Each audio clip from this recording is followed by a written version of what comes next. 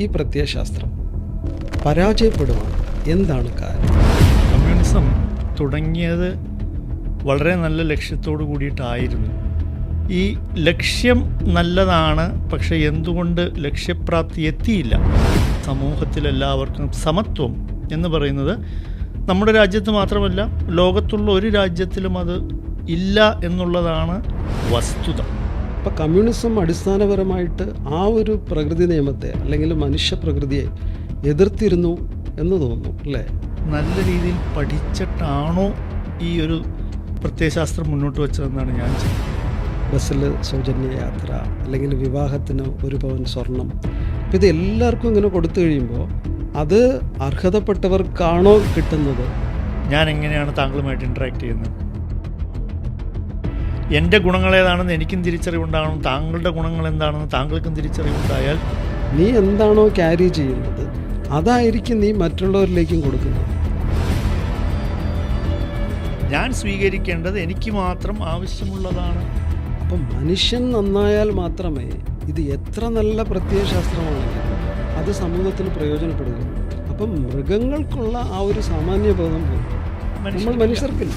തീർച്ചയായും തീർച്ചയായും.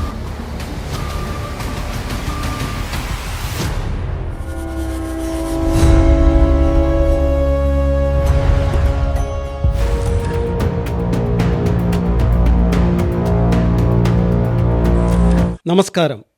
ഹരേ കേരളം പോഡ്കാസ്റ്റിലേക്ക് സ്വാഗതം. കമ്മ്യൂണിസം എന്ന് പറയുന്നത് ഒരു പ്രത്യയശാസ്ത്രമാണ്, ഒരു ഐഡിയോളജി. ഈ പ്രത്യയശാസ്ത്രങ്ങൾ എങ്ങനെയാണ് ഉടലെടുക്കുന്നത്? സമൂഹത്തിൽ നിലനിന്ന് പോരുന്ന ഒരു വ്യവസ്ഥയെ ആ സമൂഹത്തിലെ തന്നെ ചില ചിന്തകൾ എതിർക്കുകയും അതിനൊരു ബദൽ സംവിധാനം ശുപാർശ ചെയ്യുകയും ചെയ്യുമ്പോഴാണ് പ്രത്യയശാസ്ത്രങ്ങൾ ജനിക്കുന്നത്. കമ്മ്യൂണിസത്തിൻ്റെ കാര്യത്തിലും അതുതന്നെ സംഭവിച്ചു. അക്കാലത്ത് എല്ലാ രാജ്യങ്ങളിലും പരന്നിരുന്ന മുതലാളിത്തം എന്ന സമ്പ്രദായത്തെ, അതായത് ക്യാപിറ്റലിസത്തെ, കാൾ മാർക്സ് തൻ്റെ കമ്മ്യൂണിസ്റ്റ് മാനിഫെസ്റ്റോ എന്ന ഗ്രന്ഥത്തിലൂടെ എതിർത്തു. എല്ലാ ജനങ്ങൾക്കും തുല്യമായ ജീവിത സൗകര്യങ്ങൾ, മെച്ചപ്പെട്ട വേതനം, എല്ലാവരെയും ഒരുപോലെ കാണാൻ ഭരണകൂടത്തെ പ്രേരിപ്പിക്കുക, ഇങ്ങനെയുള്ള നല്ല കുറേ ആശയങ്ങൾ കമ്മ്യൂണിസത്തിൻ്റെ പിന്നിലുണ്ടായിരുന്നു. അതുകൊണ്ട് തന്നെ ഈ ആശയം വളരെ പെട്ടെന്ന് തന്നെ ലോകമെമ്പാടും പടർന്നു പിടിച്ചു. നല്ല അനേകം ലക്ഷ്യബോധങ്ങളുണ്ടായിട്ടും കമ്മ്യൂണിസം ക്രമേണ പരാജയപ്പെടുവാൻ തുടങ്ങി. ഇന്നത്തെ കാലത്ത് നോക്കിക്കഴിഞ്ഞാൽ വളരെ ചുരുക്കം ചില രാജ്യങ്ങളിൽ, China, Cuba, Laos, north Korea, Cambodia, ഇങ്ങനെ ചില രാജ്യങ്ങളിൽ മാത്രമേ കമ്മ്യൂണിസം എന്നുള്ളൂ.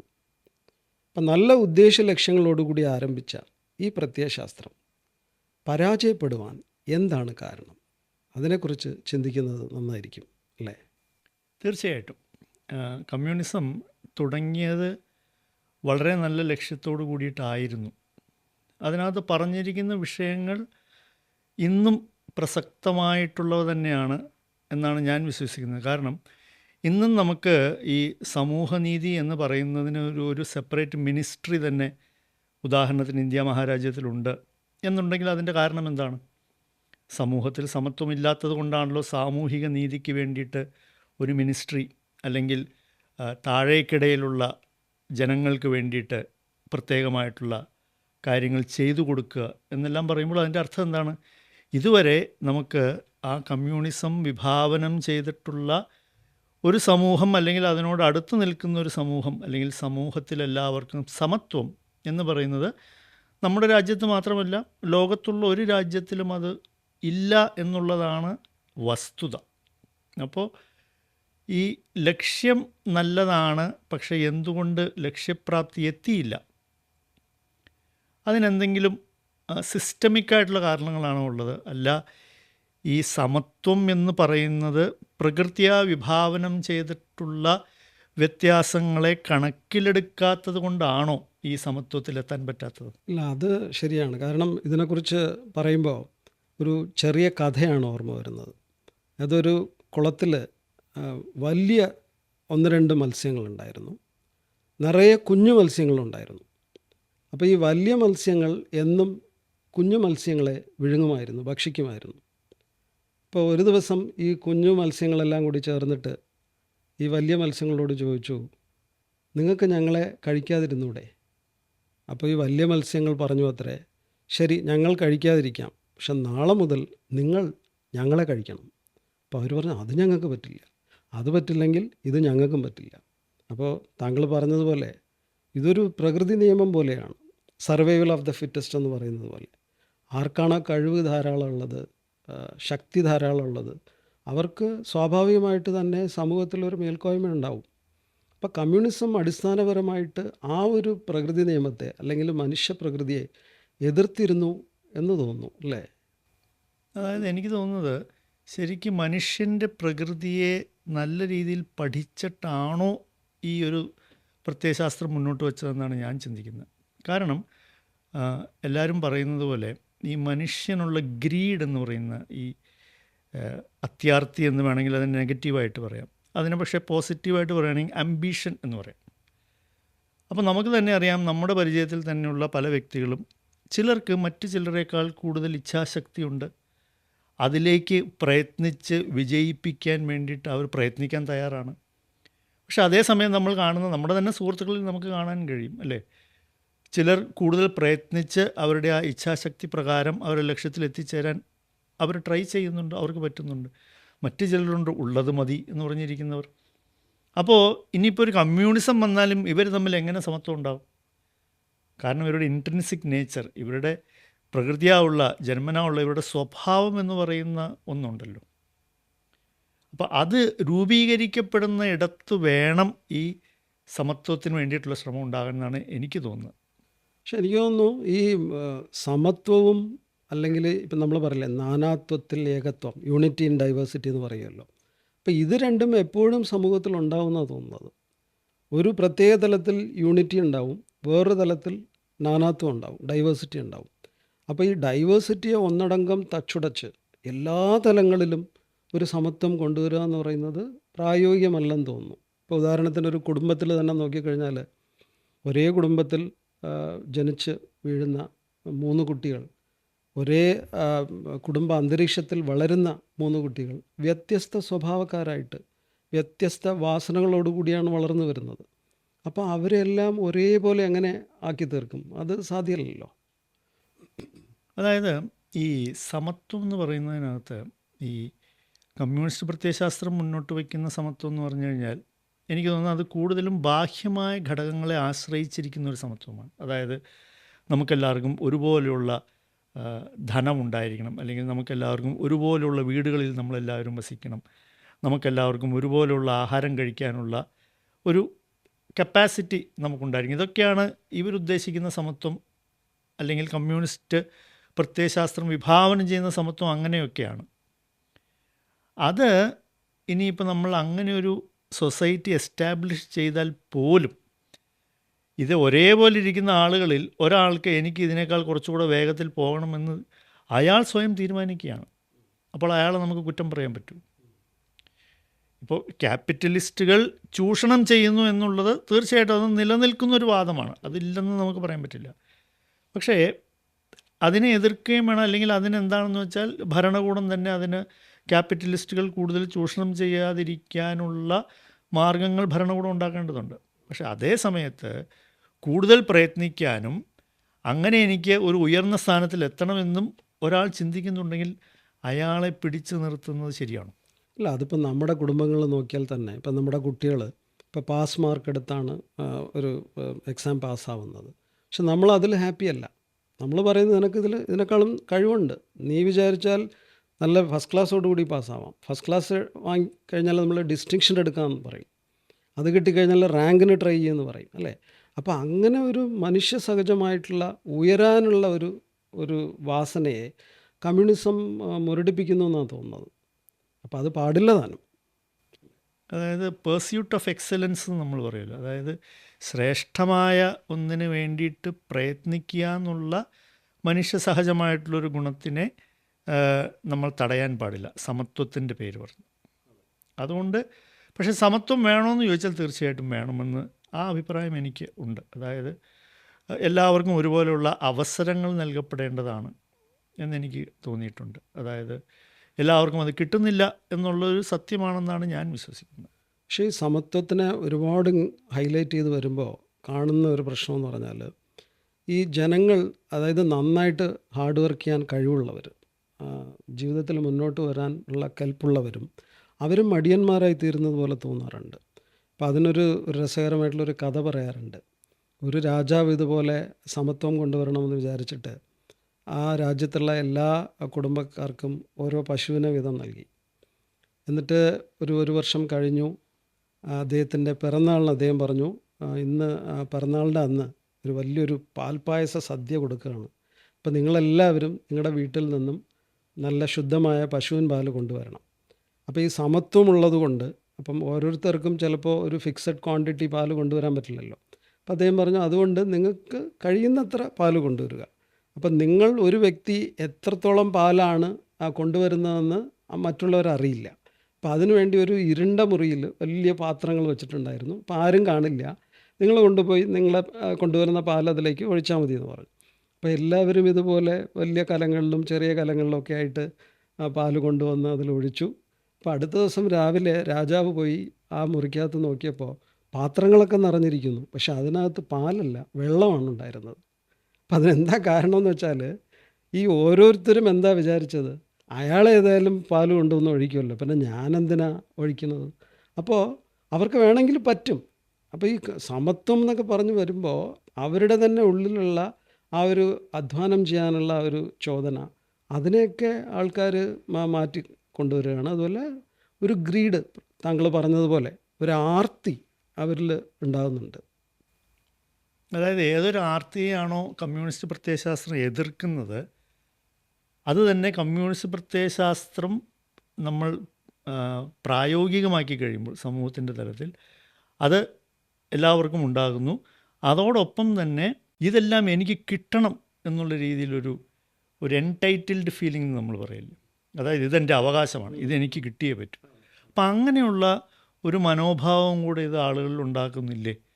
അത് സമൂഹം എന്ന നിലയ്ക്ക് അതൊരു നല്ല മനോഭാവമാണ്. അത് ശരിയാണ്. ഇതെൻ്റെ റൈറ്റാണ്, ഇതെനിക്ക് കിട്ടിയേ പറ്റുള്ളൂ. ഞാൻ അധ്വാനിക്കുന്നോ ഇല്ലയോ, ഇല്ല ഞാൻ അതിന് യോഗ്യനാണോ ഇല്ലയോ, പക്ഷെ എനിക്കത് കിട്ടിയിരിക്കണം. ഇപ്പോൾ പ്രത്യേകിച്ച് ഇപ്പോൾ ഈ അടുത്ത കാലത്തായിട്ട് നമ്മുടെ പല സംസ്ഥാനങ്ങളിലും നിറയെ ഫ്രീബീസ് കൊടുക്കുന്നുണ്ട്. അതായത് ബസ്സിൽ സൗജന്യ യാത്ര, അല്ലെങ്കിൽ വിവാഹത്തിന് 1 പവൻ സ്വർണം. അപ്പോൾ ഇത് എല്ലാവർക്കും ഇങ്ങനെ കൊടുത്തു കഴിയുമ്പോൾ അത് അർഹതപ്പെട്ടവർക്കാണോ കിട്ടുന്നത് എന്നുള്ളതൊരു ചോദ്യചിഹ്നമായിട്ട് മാറുകയാണ്.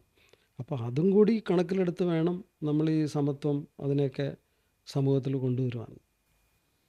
അതായത് ഇത് വളരെ പെട്ടെന്ന് ഉത്തരം പറയാൻ പറ്റുന്ന ഒരു ചോദ്യമല്ല, അല്ലെങ്കിൽ ഇതിനൊരു എല്ലാവർക്കും അല്ലെങ്കിൽ എല്ലാവരുടെയും പ്രശ്നത്തിനും ഒരേപോലുള്ളൊരു പരിഹാരം എന്ന് നമുക്ക് നിർദ്ദേശിക്കാൻ പറ്റുന്ന ഒരു കാര്യവുമല്ല. അപ്പോൾ എനിക്ക് തോന്നുന്നത് കുറച്ചുകൂടെ വ്യക്തികളുടെ വ്യക്തിത്വം, നമ്മൾ നേരത്തെ പറഞ്ഞതുപോലെ ആ ഓരോരുത്തരുടെ വാസനകൾ അല്ലെങ്കിൽ അവരുടെ കഴിവുകൾ, അതിനനുസരിച്ച് അവർക്ക് വളരാനുള്ള ഒരു സന്ദർഭം അല്ലെങ്കിൽ അതിനുള്ള ഒരു ഫെസിലിറ്റി അവർക്ക് ഉണ്ടാക്കി കൊടുക്കേണ്ടതായിട്ടുണ്ട്. അതായത് കഴിവുള്ളവർ വളരുന്നതിനോടൊപ്പം തന്നെ അത്രയ്ക്ക് കഴിവില്ലാത്ത ആവറേജ് ആയിട്ടുള്ള ആൾക്കാരെയും ഉയർത്തിക്കൊണ്ടുവരാനും ഭരണകൂടം ശ്രമിക്കണം. അപ്പോൾ അതിന് ഉദാഹരണമായിട്ട് പറയുകയാണെങ്കിൽ, ഇപ്പോൾ റിഫോർമേഷൻ മൂവ്മെൻ്റ് എന്ന് പറഞ്ഞിട്ട് യൂറോപ്പിൽ പണ്ട് നടന്നിരുന്നു. അപ്പോൾ ആ സമയത്ത് എന്ത് പറ്റിയെന്ന് പറഞ്ഞാൽ, ഈ പോപ്പ്, ചർച്ച്, അവർക്ക് അങ്ങേയറ്റം വലിയ അധികാരങ്ങൾ കൊടുക്കപ്പെട്ടു. അപ്പോൾ അവരാണ് പിന്നെ സമൂഹത്തിൽ കാര്യങ്ങൾ തീരുമാനിക്കുന്നത്. അപ്പോൾ അവരുടെ അതോറിറ്റിയെ എതിർത്തുകൊണ്ട് അക്കാലത്തുണ്ടായിരുന്ന പ്രഭുക്കന്മാർ, അവർ കൊണ്ടുവന്ന ഒരു വിപ്ലവമായിരുന്നു ഈ റിഫോർമേഷൻ മൂവ്മെൻറ്റ്. അപ്പോൾ ഒരു പ്രത്യേക വിഭാഗത്തിന് കൂടുതൽ പവർ അല്ലെങ്കിൽ കൂടുതൽ സമ്പത്ത് കൊണ്ടുവരുമ്പോൾ അത് എതിർക്കപ്പെടും. അതേപോലെ തന്നെ ആ മൂവ്മെൻറ്റ് കഴിഞ്ഞിട്ട് അടുത്തത് ഫ്രഞ്ച് റവല്യൂഷൻ വന്നു. അവിടെ എന്ത് സംഭവിച്ചതെന്ന് വെച്ചാൽ, ഈ പ്രഭുക്കന്മാർക്ക് മേൽക്കോയ്മ വന്നു. അപ്പോൾ ഈ മെർക്കൻഡൈൽ ക്ലാസ് അവരെന്താ പറഞ്ഞതെന്ന് വെച്ചാൽ, ഞങ്ങൾ കഷ്ടപ്പെട്ട് വ്യാപാരം ചെയ്ത് കാശ് സമ്പാദിച്ചിട്ടാണ് നിങ്ങൾ ഇങ്ങനെ വളരെ രാജകീയമായിട്ടുള്ള സുഖങ്ങൾ അനുഭവിക്കുന്നത്, നിങ്ങൾ അധ്വാനിക്കുന്നില്ല. അപ്പം ഞങ്ങൾ എന്തിന് കഷ്ടപ്പെട്ട് നിങ്ങളെ സപ്പോർട്ട് ചെയ്യണം എന്ന് പറഞ്ഞിട്ട് അവരെതിർത്തു. അങ്ങനെ ഫ്രഞ്ച് റവല്യൂഷൻ വന്നു. അത് കഴിഞ്ഞ് ഈ മെർക്കൻഡൈൽ ക്ലാസ് സുപ്രീമായി മാറി. അപ്പോൾ തൊഴിലാളി വർഗം എതിർക്കാൻ തുടങ്ങി. ഞങ്ങളെന്തിനാ നിങ്ങളെ സപ്പോർട്ട് ചെയ്യണം? ഞങ്ങളല്ലേ ഗ്രൗണ്ടിൽ പാടത്തും വരമ്പത്തും ഒക്കെ കഠിനാധ്വാനം ചെയ്യുന്നത്. അത് വെച്ചിട്ടല്ലേ നിങ്ങൾ ബിസിനസ് ചെയ്യുന്നത്? അതുകൊണ്ട് ഇത് പാടില്ല എന്ന് പറഞ്ഞിട്ട് ഒരു വിപ്ലവം വന്നപ്പോൾ അത് റഷ്യൻ റവല്യൂഷനായി. അപ്പോൾ ഈ ചരിത്രം നമ്മളെ പഠിപ്പിക്കുന്നത് ഒരു സന്തുലിതാവസ്ഥ ഉണ്ടാവണം. കഴിവുണ്ടെങ്കിൽ പോലും അവരെ ഒരു സുപ്രീം പോസ്റ്റിൽ കൊണ്ടുപോയി വയ്ക്കുകയും എല്ലാ പവറും സമ്പത്തും അവരിലേക്ക് ഫോക്കസ് ചെയ്യുകയും ചെയ്യുന്നതും പിൽക്കാലത്ത് പ്രശ്നങ്ങളുണ്ടാക്കും. അത് നമ്മൾ കാണുന്ന കാലാകാലങ്ങളിൽ ഉണ്ടാകുന്ന പ്രശ്നങ്ങൾക്ക് അപ്പോഴത്തെ ഒരു പരിഹാരം എന്ന നിലയിൽ വളരെ റിയാക്റ്റീവായിട്ടാണ് ഈ പല പ്രത്യയശാസ്ത്രങ്ങളും വന്നിരിക്കുന്നതും. പിൽക്കാലത്ത് അതൊരു ലോങ് ടേം വിഷനോട് കൂടി ചെയ്യാത്തത് കൊണ്ടിട്ട് ഒരു ദീർഘമായിട്ടുള്ള വീക്ഷണം നമ്മൾ ചരിത്രം പരിശോധിക്കുകയാണെങ്കിൽ നമുക്ക് കാണാൻ പറ്റുന്ന ഈ പ്രത്യയശാസ്ത്രങ്ങൾക്കെല്ലാം ദീർഘവീക്ഷണം ഇല്ലായ്മ തീർച്ചയായിട്ടും അവരുടെ എല്ലാം ഒരു ഭാഗമായിട്ടുള്ളതുകൊണ്ട്. അതുകൊണ്ടാണ് ഇന്ന് വളരെ നല്ലതായിട്ട് തോന്നുന്നത് കുറേ വർഷങ്ങൾ അല്ലെങ്കിൽ ഒരു 100 വർഷം കഴിഞ്ഞ് നോക്കുമ്പോൾ അതിന് നേരെ ഘടകവിരുദ്ധമായിട്ടുള്ളൊരു സാമൂഹിക വ്യവസ്ഥയിലേക്ക് നീങ്ങുന്നു. അപ്പോൾ തീർച്ചയായിട്ടും ഏതൊന്നാണോ കാലത്തെ അതിജീവിക്കുന്ന തരത്തിലുള്ളൊരു തത്വം, എനിക്ക് തോന്നുന്നു അത് വേണം സമൂഹത്തിലേക്ക് നമ്മൾ മുൻവയ്ക്കാനായിട്ടും അതിനെ എങ്ങനെ പ്രയോഗത്തിൽ കൊണ്ടുവന്നാൽ. കാരണം തീർച്ചയായിട്ടും കാലാകാലങ്ങളായിട്ട് നിലനിന്ന് പോകുന്ന കാര്യങ്ങളിൽ പലതും എന്തുകൊണ്ട് നിലനിന്ന് പോകുന്നു? കാരണം അവയുടെ കാലിക പ്രസക്തി നഷ്ടപ്പെടുന്നില്ല എന്നുള്ളൊരു വസ്തുത അതിനകത്തില്ലേ? സത്യമാണ്. അതായത് ഇപ്പോൾ താങ്കൾ പറഞ്ഞതുപോലെ ഒരു പ്രശ്നം ഉണ്ടാവുന്നു, അപ്പോൾ അതിനൊരു സൊല്യൂഷൻ കണ്ടെത്തുന്നു, അത്രമാത്രമേ ചെയ്യുന്നുള്ളൂ. ഒരു ദീർഘവീക്ഷണം ഉണ്ടാവുന്നില്ല. അപ്പോൾ ഒരു ദീർഘവീക്ഷണത്തോടു കൂടി ഒരു പ്രത്യയശാസ്ത്രം വരണമെങ്കിൽ തീർച്ചയായിട്ടും മനുഷ്യരുടെ സ്വഭാവം, ഹ്യൂമൻ നേച്ചർ, അതിനെ കണക്കിലെടുക്കണം.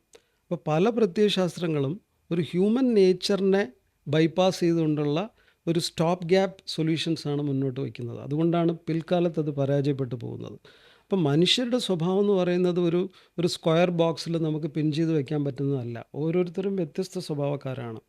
ഇപ്പോൾ നമ്മൾ തന്നെ പഠിച്ചിട്ടുണ്ട് മാസ്ലോസ് ഹൈറാർക്കി ഓഫ് നീഡ്സ് എന്നുള്ളതിൽ 5 തലത്തിലാണ് മനുഷ്യൻ്റെ ആവശ്യങ്ങൾ വരുന്നത്.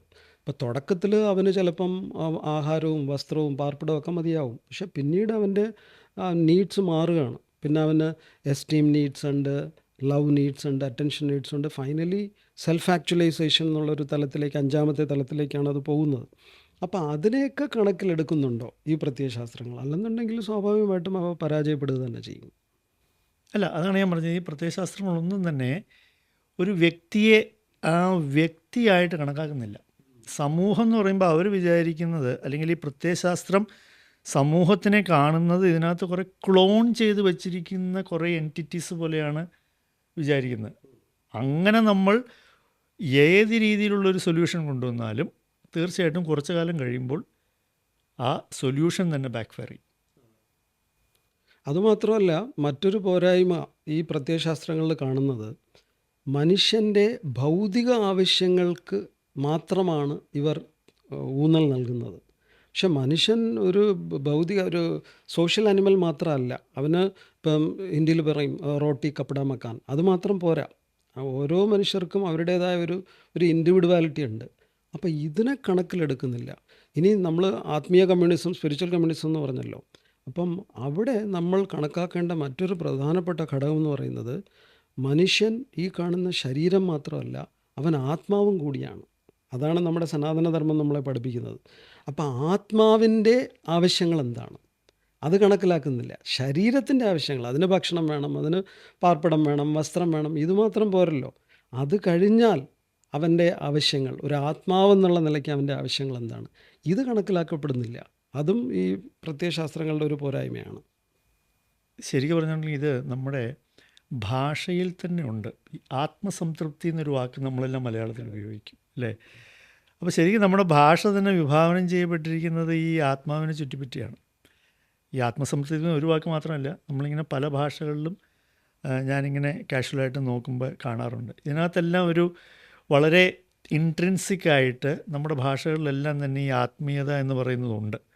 അതിനെ ചുറ്റിയാണ് ഈ ഭാഷകളെല്ലാം ഡെവലപ്പ് ചെയ്തിരിക്കുന്നത് തന്നെ. അതെ, ഇപ്പോൾ താങ്കൾ പറഞ്ഞ പോലെ ഇപ്പോൾ നമുക്കൊരു ജോബ് മാത്രം പോരാ. തുടക്കത്തിൽ ജോബ് മതിയാവും, പിന്നീട് അവർ നോക്കുന്നത് ജോബ് സാറ്റിസ്ഫാക്ഷനാണ്. അപ്പോൾ അത് ഒരു ആത്മീയ തലത്തിലേക്ക് പോവുകയാണ് അവരറിയാതെ തന്നെ. വെറുതെ ശമ്പളം കിട്ടിയാൽ പോരാ, ജോലി ഉണ്ടായാൽ പോരാ, അതിൽ നിന്ന് ഒരു സംതൃപ്തി ഉണ്ടാവണം. അപ്പോൾ അതും കൂടി കണക്കിലെടുക്കണം അല്ലേ? ഇപ്പോൾ യൂറോപ്പിലൊക്കെ നോക്കിക്കഴിഞ്ഞാൽ അവർ പറയും ക്വാളിറ്റി ഓഫ് ലൈഫ്, നിങ്ങളുടെ പേഴ്സണൽ ടൈം, ഫാമിലി ടൈം, അങ്ങനെയൊക്കെ അവർ പറയുന്നത് എന്തുകൊണ്ടാണ്? കാരണം അവർക്കറിയാം ഇതിനപ്പുറത്തോട്ട് ഞാനൊരു വലിയ സ്ഥാപനത്തിൽ ഒരു വലിയ പദവി അലങ്കരിക്കുന്നു എന്നതിനപ്പുറത്തോട്ട്, അതെനിക്ക് ഇത്ര വരുമാനം നൽകുന്നു എന്നതിനപ്പുറത്തോട്ട്, ഇത്ര വലിയ വീട്ടിൽ ഞാൻ താമസിക്കുന്നു. പക്ഷേ അതേസമയം 24 മണിക്കൂർ അവൻ ഇങ്ങനെ ജോലി ചെയ്തുകൊണ്ടിരിക്കാൻ പറഞ്ഞാൽ അവൻ ചെയ്യില്ല അല്ലേ? എനിക്ക് ഇത്രയും വലിയ പോസ്റ്റുണ്ട്, ഇത്രയും ശമ്പളമുണ്ട്, ഇതെല്ലാം ഇത് നിലനിർത്തണമെങ്കിൽ ഞാൻ 24 മണിക്കൂർ ജോലി ചെയ്യണമെന്ന് പറഞ്ഞാൽ യൂറോപ്പിൽ ഒരാളെയും കിട്ടില്ല അങ്ങനെ ജോലി ചെയ്യാൻ. അതെ അതെ. അല്ല, ഇപ്പോൾ അമേരിക്കയിലൊക്കെ ഒരു കൾച്ചർ എങ്ങനെയാണെന്ന് വെച്ചാൽ 6 മാസം ജോലി, 6 മാസം ലോക പര്യടനം, അങ്ങനെയാണ് അവരൊക്കെ. അപ്പോൾ അവർക്ക് ത്രൂ ഔട്ട് ദ ഇയർ ജോലി ചെയ്യാൻ പറ്റത്തില്ല. അവർ പറയുന്നത് ഞങ്ങൾ സ്ട്രെസ്ഡ് ആവുകയാണ് എന്നാണ് പറയുന്നത്. അപ്പോൾ ജോലി മാത്രം പോരാ, അതിനപ്പുറം എന്തൊക്കെയോ മനുഷ്യൻ ആഗ്രഹിക്കുന്നുണ്ട്, സമ്പത്തിനപ്പുറം എന്തൊക്കെയോ മനുഷ്യൻ ആഗ്രഹിക്കുന്നുണ്ട്. അപ്പോൾ അതിലേക്ക് വിരൽ ചൂണ്ടുന്നതാണ് ഈ ആത്മീയത എന്ന് പറയുന്നത്. അതായത് സെൽഫായിട്ടൊരു അവയർനെസ്, സെൽഫ് ആക്ച്വലൈസേഷൻ എന്ന് മാസ്ലോസ് ലോയിൽ പറയുന്നത് പോലെ, അപ്പം ഞാൻ ആരാണ് എന്ന് ഓരോരുത്തരും തിരിച്ചറിയേണ്ട ഒരു ആവശ്യം വരുന്നുണ്ട്. അതിലേക്ക് ഈ ഒരു പ്രത്യയശാസ്ത്രവും നമ്മൾ സഹായിക്കുന്നില്ല എന്നുള്ളതാണ് വളരെ സങ്കടകരമായിട്ടുള്ളൊരു സത്യം അല്ലേ? അത് ഞാൻ ആരാണ് എന്നുള്ളൊരു ചിന്തയുടെ അടിസ്ഥാനത്തിലായിരിക്കും നമ്മൾ നമുക്ക് ചുറ്റും നടക്കുന്ന കാര്യങ്ങളെ അവലോകനം ചെയ്യുന്നതും സംഭവങ്ങളോട് പ്രതികരിക്കുന്നതൊക്കെ. ഇപ്പം ഒരു കഥ ഓർമ്മ വരുന്നത്, ഒരു സെൻ മാസ്റ്റർ ഉണ്ടായിരുന്നു. അപ്പോൾ അദ്ദേഹത്തിനെ കാണാൻ ഒരു വിസിറ്റർ വന്നിരുന്നു. അപ്പോൾ ഒരു ശിഷ്യനോട് പറഞ്ഞു അദ്ദേഹത്തിന് കുടിക്കാൻ എന്തെങ്കിലും പാനീയം കൊണ്ടുവരാൻ പറഞ്ഞു. അപ്പോൾ അദ്ദേഹം കുറച്ചെന്തോ വെള്ളത്തിൽ പൊടിയൊക്കെ, നമ്മൾ ഈ കരിങ്ങാലി പൊടി എന്നൊക്കെ പറയുന്നത് പോലെ എന്തോ ഒരു ഡ്രിങ്ക് ഉണ്ടാക്കിയിട്ട് അദ്ദേഹം ഇങ്ങനെ കപ്പിൽ കൊണ്ടുവരികയാണ്.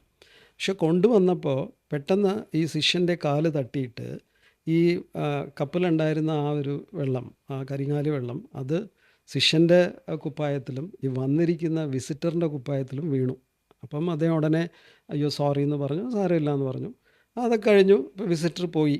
അപ്പോൾ അത് കഴിഞ്ഞിട്ട് ഈ ഗുരു ശിഷ്യനെ വിളിച്ചിട്ട് ചോദിച്ചു, ഈ വന്ന അതിഥിയുടെ കുപ്പായവും നിൻ്റെ കുപ്പായവും നനഞ്ഞു, അതിൽ ആ കറ പുരണ്ടു, ഈ പാനീയം വീണു അല്ലേ, ഇതിനെന്താ കാരണം എന്ന് ചോദിച്ചു. അപ്പം ഇദ്ദേഹം പറഞ്ഞു, അത് ഞാൻ അറിയാതെ കാല് തട്ടിയതാണ്, അദ്ദേഹത്തിൻ്റെ ദേഹത്ത് മുട്ടിയതാണ്. അപ്പം അദ്ദേഹം പറഞ്ഞു, അല്ല, നിൻ്റെ കുപ്പായത്തിൽ കറ പുരളാനും ഈ വന്ന അതിഥിയുടെ കുപ്പായത്തിൽ കറ പുരളാനും കാരണം നീ കാല് തട്ടിയത് കൊണ്ട് മാത്രമല്ല, ആ ഗ്ലാസ്സിനകത്തുണ്ടായിരുന്നത് കറ പുരളിപ്പിക്കാൻ സാധ്യതയുള്ള ഒരു പാനീയമുണ്ടായിരുന്നു. ആ പാനീയം ആണ് നിൻ്റെയും അദ്ദേഹത്തിൻ്റെയും കുപ്പായത്തിൽ കറയുണ്ടാക്കാൻ കാരണം. അപ്പം അദ്ദേഹം പറഞ്ഞു വന്നത്, നിൻ്റെ ഉള്ളിൽ എന്താണോ ഉള്ളത്, നീ എന്താണോ ക്യാരി ചെയ്യുന്നത്, അതായിരിക്കും നീ മറ്റുള്ളവരിലേക്കും കൊടുക്കുന്നത്. അപ്പം നിൻ്റെ ഉള്ളിൽ ഒരുപാട് അസംതൃപ്തിയുണ്ട്, ഒരുപാട് അനീതി ഇവിടെ നടക്കുകയാണ്, ഞാൻ തൃപ്തനല്ല, ഇങ്ങനെയൊക്കെയുള്ള ഒരു ഭാവത്തോടു കൂടിയാണ് നീ ജീവിക്കുന്നതെങ്കിൽ നീ മറ്റുള്ളവരുമായിട്ട് ഇൻട്രാക്ട് ചെയ്യുമ്പം അവരിലേക്ക് നീ പകർന്നു കൊടുക്കാൻ പോകുന്നത് തന്നെയായിരിക്കും. നിൻ്റെ ഉള്ളിൽ ദേഷ്യം ഉണ്ടെങ്കിൽ അതായിരിക്കും മറ്റുള്ളവർക്ക് കൊടുക്കുക. നിൻ്റെ ഉള്ളിൽ വെറുപ്പുണ്ടെങ്കിൽ അതായിരിക്കും മറ്റുള്ളവർക്ക് കൊടുക്കുക. അതേസമയം നിൻ്റെ ഉള്ളിൽ സ്നേഹവും സംതൃപ്തിയും കരുണയൊക്കെ ഉണ്ടെങ്കിൽ അതായിരിക്കും മറ്റുള്ളവരിലേക്ക് കൊടുക്കുക. അപ്പം ഞാൻ ആര്, എൻ്റെ ഉള്ളിൽ എന്ത് എന്ന് നമ്മളെ മനസ്സിലാക്കിപ്പിക്കുന്ന പ്രത്യയശാസ്ത്രങ്ങൾക്കായിരിക്കും കൂടുതൽ വാലിഡിറ്റി ഉണ്ടാവുക. ലോഞ്ചിവിറ്റി അതിനായിരിക്കും ഉണ്ടാവുക. അതെ അതെ. അതായത് കാരണം അതുകൊണ്ടാണല്ലോ നമ്മുടെ ധർമ്മത്തെ നമ്മൾ സനാതനധർമ്മം എന്ന് വിളിക്കുന്നത്. കാരണം തുടക്കം മുതൽ ഒടുക്കം വരെ യഥാർത്ഥത്തിൽ ചില അണ്ടർലൈങ് പ്രിൻസിപ്പിൾസ് ഫോളോ ചെയ്താൽ മാത്രമേ ശരിക്കും പറഞ്ഞാൽ മനുഷ്യനായിട്ട് ജീവിക്കാൻ പറ്റുള്ളൂ.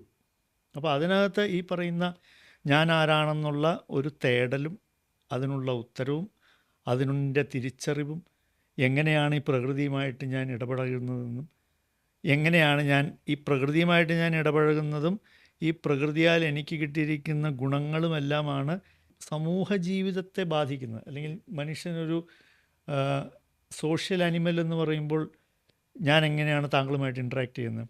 കാരണം അത് എൻ്റെ ഗുണങ്ങൾ വെച്ചിട്ടാണല്ലോ. അപ്പോൾ എൻ്റെ ഗുണങ്ങൾ ഏതാണെന്ന് എനിക്കും തിരിച്ചറിവുണ്ടാകണം, താങ്കളുടെ ഗുണങ്ങൾ എന്താണെന്ന് താങ്കൾക്കും തിരിച്ചറിവുണ്ടായാൽ നമ്മൾ രണ്ടുപേരും തമ്മിലുള്ള ബന്ധം വളരെ സുദൃഢമായിരിക്കും. അല്ലേ? അതെ അതെ. അതായത് ഈ രണ്ട് പ്രത്യയശാസ്ത്രങ്ങൾ എടുത്തു കഴിഞ്ഞാൽ, അതായത് മുതലാളിത്തം, ക്യാപിറ്റലിസം, കമ്മ്യൂണിസം, ഇതിൽ രണ്ടിലും ഈ പ്രൈവറ്റ് പ്രോപ്പർട്ടി എന്നുള്ളത് ഒരു പ്രധാനപ്പെട്ട ഒരു ഘടകമാണ്. ഈ സ്വത്ത് ആരുടേതാണ്, ഈ സ്വത്തിൻ്റെ അവകാശി ആരാണെന്നുള്ളത്. അപ്പോൾ ഈ നമ്മൾ ക്യാപിറ്റലിസത്തിൽ എടുത്തു കഴിഞ്ഞാൽ സ്വത്ത് ചില വ്യക്തികളുടെ അവകാശമാണ്, അത് എനിക്ക് അവകാശപ്പെട്ടതാണെന്നാണ് ആ സിസ്റ്റത്തിൽ പറയുന്നത്. അതേസമയം കമ്മ്യൂണിസത്തിൽ എടുത്തു കഴിഞ്ഞാൽ അവരെന്താ പറയുന്നത്, സ്വത്ത് ഭരണകൂടത്തിന് അവകാശപ്പെട്ടതാണെന്ന് പറയുന്നു. അപ്പോൾ ഏതായാലും ഈ ഭൂമിക്ക് അല്ലെങ്കിൽ സ്വത്തിന് അവകാശികളായി അത് വ്യക്തികളാണ്. അത് ക്യാപിറ്റലിസത്തിൽ കുറച്ച് സമ്പന്നരാണെങ്കിൽ കമ്മ്യൂണിസത്തിൽ വ്യക്തികളടങ്ങുന്ന ഒരു ഭരണകൂടമാണ്. പക്ഷെ ഇത് തന്നെ ഒരു തെറ്റായ ഒരു പ്രത്യയശാസ്ത്രമാണ്. കാരണം ആത്മീയതയിൽ, സനാതനധർമ്മത്തിൽ എന്താ പറയുന്നത്, ഈ സ്വത്ത് ആർക്കും അവകാശപ്പെട്ടതല്ല, ഇത് ഭഗവാന്റേതാണ്. ഇപ്പം ഈശാവാസ്യ ഉപനിഷത്തിൽ പറയുന്ന പോലെ ഈശാവാസ്യം ഇതം സർവം, എല്ലാം ഭഗവാന്റേതാണ്. അപ്പം ആ ഒരു തിരിച്ചറിവോടുകൂടി ഉണ്ടാക്കപ്പെടുന്ന പ്രത്യയശാസ്ത്രങ്ങൾക്ക് മാത്രമേ മനുഷ്യനെ യഥാർത്ഥത്തിൽ തൃപ്തിപ്പെടുത്തുവാൻ സാധിക്കൂ എന്നാണ് എനിക്ക് തോന്നുന്നത്. തീർച്ചയായിട്ടും ആ ഈശാവാസ്യ തത്വം എന്ന് പറയുന്ന എല്ലാം ഈശ്വരൻ്റേതാണ്. ആ ശ്ലോകത്തിൻ്റെ തന്നെ തുടർച്ചയായിട്ട് പറയുന്നുണ്ടല്ലോ. അതായത് അവരവർക്ക് എന്താണോ വേണ്ടുന്നത് അത് മാത്രം നമ്മൾ സ്വീകരിക്കുക. എന്തുകൊണ്ടാണ്? കാരണം ഇത് എൻ്റേതല്ല, ഇത് എല്ലാം ഈശ്വരൻ്റേതാണ്, ഞാൻ സ്വീകരിക്കേണ്ടത് എനിക്ക് മാത്രം ആവശ്യമുള്ളതാണ് എന്ന തിരിച്ചറിവുണ്ടായാൽ അത് ആധ്യാത്മിക കമ്മ്യൂണിസം ആയില്ലേ? അതുമാത്രമല്ല, അവിടെ ആർത്തിക്ക് പിന്നെ ഇടമില്ല. അതെ. എനിക്ക് ആവശ്യമുള്ളത് മാത്രമല്ല എനിക്ക് എടുക്കാൻ പറ്റില്ല, കാരണം ഇതിൻ്റെയൊക്കെ ഓണർ ഞാനല്ല, അല്ലേ? അപ്പോൾ അവിടെ ആർത്തിയും വരുന്നില്ല. മാത്രമല്ല, എൻ്റെ അവകാശമാണെന്ന് പറഞ്ഞ് നമ്മളാരും അങ്ങോട്ടും ഇങ്ങോട്ടും വഴക്കടിക്കേണ്ടതില്ല. കാരണം എല്ലാവർക്കും ഇതിനകത്ത് അവകാശമുണ്ട്. പക്ഷേ അവകാശം എന്താണെന്ന് ചോദിച്ചാൽ എൻ്റെ ആവശ്യത്തിനുള്ളത് എടുക്കുക. അതിപ്പോൾ അനിമൽ കിങ്ഡത്തിൽ വളരെ ഇതായിട്ട് നമുക്ക് മൃഗങ്ങളുടെ ഇടയിൽ ഇത് ഈ നീതി എല്ലാ കാലങ്ങളിലും അതുപോലെ തന്നെ നടന്നു പോരുന്നില്ലേ? അതെ അതെ. അല്ല, അതിനെക്കുറിച്ച് പറയുമ്പോഴാണ് രസകരമായിട്ടുള്ളൊരു കഥ പറയാറുണ്ട്. ഇപ്പോൾ ഒരു പൊതുവഴിയിൽ ഒരു വലിയ ചാക്ക് നിറയെ നെല്ല് കൊണ്ടുവച്ചു എന്ന് വയ്ക്കുക. അപ്പോൾ ഒരു പ്രാവ് വന്നു, കുറച്ച് നെല്ല് കൊത്തിക്കൊണ്ട് പോയി. അല്ലെങ്കിൽ ഒരു കുരങ്ങൻ വന്നു, അത് ഒരു പിടി നെല്ല് വാരിക്കൊണ്ട് പോയി. പക്ഷെ ഒരു മനുഷ്യനാണത് കാണുന്നതെങ്കിൽ അയാൾ ഉടനെ ഒരു പെട്ടിയോട്ടോ വിളിക്കുമെന്നാണ് പറയുന്നത്. അയാൾ ചാക്കോടെ കൊണ്ടുപോകും. അതെ. അയാൾക്ക് അത്രയ്ക്കും കഴിക്കാൻ പറ്റില്ല. അതെ. പക്ഷെ എന്നാലും അത് കൊണ്ടുപോയി വീട്ടിൽ വെച്ച് ഒടുവിൽ അത് കേടായി കളഞ്ഞാലും അതെ. അത് മറ്റുള്ളവർക്ക് കൊടുക്കില്ല. അപ്പോൾ അയാളുടെ ചിന്ത എന്ന് പറഞ്ഞാൽ ഇതെല്ലാം എനിക്ക് അവകാശപ്പെട്ടതാണ്. അപ്പം മൃഗങ്ങൾക്കുള്ള ആ ഒരു സാമാന്യബോധം പോലും നമ്മൾ മനുഷ്യർക്കില്ല. തീർച്ചയായിട്ടും തീർച്ചയായിട്ടും. അതാണ് ശരിക്കും നമ്മൾ ചിന്തിക്കേണ്ട ഒരു വിഷയം.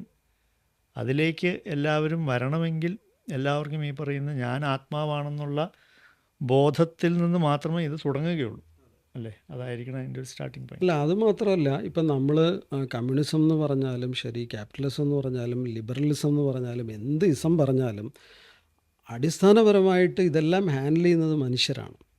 അപ്പം മനുഷ്യൻ നന്നായാൽ മാത്രമേ ഇത് എത്ര നല്ല പ്രത്യയശാസ്ത്രമാണെങ്കിലും അത് സമൂഹത്തിന് പ്രയോജനപ്പെടുകയുള്ളൂ.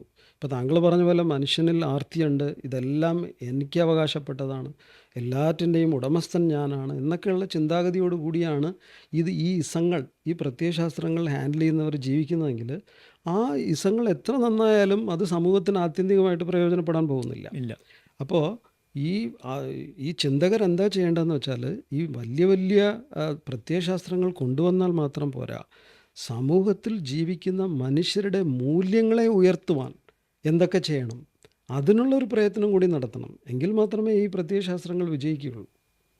തീർച്ചയായിട്ടും. അതാണ് ഈ ആത്മീയ ബോധം എല്ലാവരിലും ഉണ്ടായാൽ മാത്രമേ ഏത് പ്രത്യയശാസ്ത്രമാണെങ്കിലും അതിന് കാലാതീതമായിട്ട് നിലനിൽക്കാൻ പറ്റുകയുള്ളൂ എന്നതാണ് എന്നെ സംബന്ധിച്ചിടത്തോളം ഇതിൻ്റെ ഒരു എന്താ പറയുക, ഒരു കൺക്ലൂഷൻ എന്ന നിലയിൽ പറയാൻ പറ്റുന്നതെന്ന് എനിക്ക് തോന്നുന്നു. അതെ, വളരെ കറക്റ്റാണ്. നന്ദി, നമസ്കാരം. ഈശ്വരൻ്റെ സന്തതികളാണ് എന്നുള്ളത് കൊണ്ടിട്ട് ഇവരെ എല്ലാവരെയും തുല്യമായി ഉൾക്കൊണ്ടുകൊണ്ടുള്ള ഒരു വ്യവസ്ഥയാണ് വേണ്ടത്. ഭാരതം അത്രത്തോളം ഒരു നല്ല സമ്പദ്ഘടന അല്ലെങ്കിൽ നല്ല ഒരു സാമ്പത്തിക അഭിവൃദ്ധി കൈവരിച്ച ഒരു ദേശമായതുകൊണ്ടാണ്. അതോടൊപ്പം തന്നെ പ്രകൃതി നമുക്ക് വളരെ സാധകമായിട്ടിരിക്കണമെങ്കിലും ഇത് അത്യന്താപേക്ഷിതമാണ്. അപ്പോൾ ഇത് എങ്ങനെ സാധിച്ചു എന്ന് ചോദിച്ചാൽ ചരിത്രത്തിന്റെ താളുകൾ നമ്മൾ പരിശോധിച്ച് നോക്കിയാൽ പാമ്പ് വന്ന് കയറിയാലും അതിനു പോലും എന്തെങ്കിലും ഒരു ഭക്ഷണം കൊടുക്കാനുള്ള മനസ്സ് നിങ്ങൾക്കുണ്ടാകണം. അതിനുശേഷം വന്ന സാമ്പത്തിക വ്യവസ്ഥകളാണ് ഈ ക്യാപിറ്റലിസവും കമ്മ്യൂണിസവും ഒക്കെ.